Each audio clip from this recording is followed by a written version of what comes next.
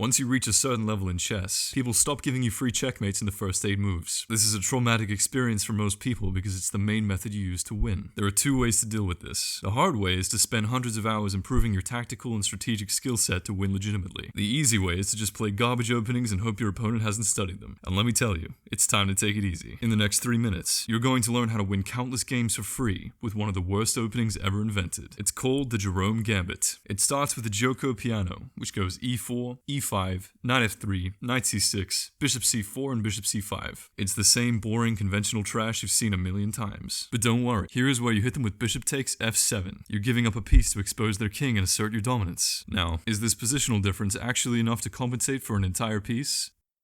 Not even close. So, let's sacrifice another one. After they take your knight, play queen h5 check, attacking the king and skewering the knight and bishop. From here, there are 5 lines you need to know. g6, knight g6, king e6, king f6, and king f8. Let's start with the good news. If they play king f6, play queen f5, and then take the knight with check. If they move to a light square, check them first, and then take the bishop. If they move to a dark square, take the bishop straight away. After that, you're up material, you have no weaknesses, and black's position is ruined. If you can't figure out how to win from here, you should be watching Teletubbies instead of chess videos. Now, if they play g6, take the knight, which forks the rook and bishop like this. If they know what they're doing, they'll play queen e7, which means you're going to lose. If this happens, just take the rook and hope for the best, because you're fucked anyway. Luckily, they will do this much more often. After the queen trade, you're up a pawn with a better position. I honestly have no idea why people do this. They just do. Another retarded move people usually play is d6, which just allows you to take the rook, and there's no way for black to gain an advantage. This is also more common than queen e7 for some reason.